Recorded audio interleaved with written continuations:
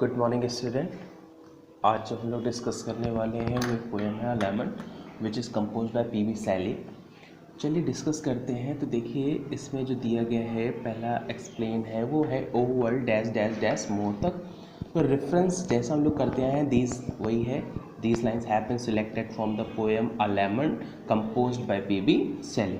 Context की बात करें तो the poet expresses feeling of deep gloom. जो पोइट है, जो कवि है, वो अपनी गहरी उदासी को व्यक्त कर रहा है। एक्सप्लेन की बात करें तो the poet is in utter despair, means जो कवि है बहुत ज़्यादा उदासी से घिरे हुए हैं। He has no desire to live more in this world.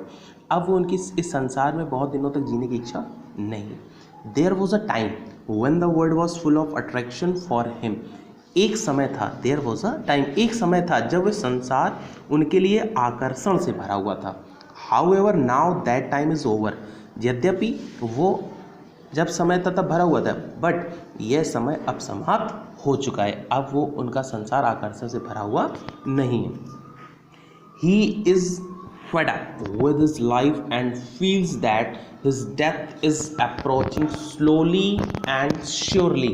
Means क्या है, वे अपने जीवन से क्या हो चुके हैं, निराश हो चुके हैं और अनुभव कर रहे हैं कि his death is approaching slowly, कि उनकी जो मृत्यु है वो धीरे धीरे निश्चित रूप से पहुंच रही है। आगे लिखा हुआ है ही कंपेयर हिज लाइफ, वे तुलना करते हैं अपने जीवन की टू अ लैडर, किससे, सीढ़ी से।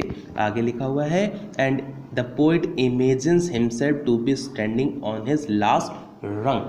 कहने का मतलब है वे अब अंतिम क्षण मतलब अंतिम पग पर खड़े हुए हैं, सीढ़ी के अंतिम पग। जैसे हम लोग सीढ़ी चढ़ते हैं तो लास्ट पग means last step of the life. आगे लिखा हुआ है he is now shuddering at the thought of the troubles and difficulties against which the poet had fought so bravely in the past.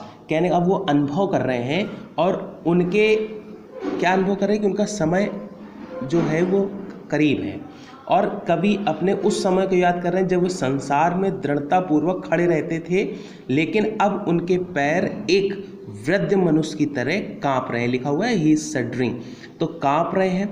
आगे लिखा हुआ है he is never disappointed and regrets that the freshness and the joy in life and its varied experience as he had in the past will not return to him now. Means क्या इसका मतलब है, कहने का मतलब है he is never disappointed, कभी दुखी नहीं हुए, एंड रिग्रेट्स ना ही कभी पछतावा किया कि the freshness and Joy in life, अपने जीवन के आनंद को, एंड इट्स वेरिड एक्सपीरियंस, उनके काफ़ी अनुभव थे, काहे के अनुभव थे, it's varied experience he had in the past.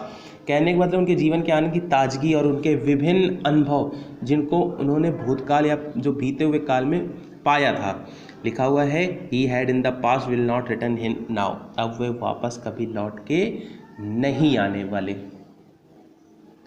Explain number 2 जो इसका दे रखा है वो आउट ऑफ से लेकर ओ नेवर मोर तक है। तो reference as you know that same as stanza number 1। Context की बात करें तो in this stanza the poet is feeling sad. इस स्टैंजा में जो कवि है इस फीलिंग सैड, दुखी महसूस कर रहे हैं, एंड डिसअपॉइंटेड, बहुत ज़्यादा निराश है। एक्सप्लेन क्या है, the poets day and nights are dull. The poet day and nights are dull का मतलब कवि के जीवन के दिन और रात क्या हो चुके हैं, उदास एंड जॉयलेस, आनंद रहित हैं। आगे वो बता रहे हैं they have become cheerless to him, मतलब cheerless to him, they have become मतलब पूरी तरीके से चीयरलेस, आनंद रहित हो चुके हैं। The beauties of the nature such as summer blooming spring the sultry summer और a foggy winter give him no joy. कहने का मतलब है जैसे प्रकृति की सुंदरता, जैसे खिलता हुआ बसंत, चमकता हुआ ग्रीष्म और कोहरे से भरी हुई शीत ऋतु उन्हें अब कोई आनंद प्रदान नहीं करती है। The beauties of nature which use to fill him with joy. कहने का मतलब प्रगति की सुंदरता जो पहले उन्हें आनंद प्रदान करती थी with joy in the past, now only add to his sorrow, लेकिन अब वो क्या बढ़ा देती है, निराशा बढ़ा देती है। And instead of sending a thrill of delight into his heart they only intensify his grief. कहने का मतलब उनके हृदय में हर्ष एवं रोमांच के बदले वे उनके दुख को बढ़ा रहे है।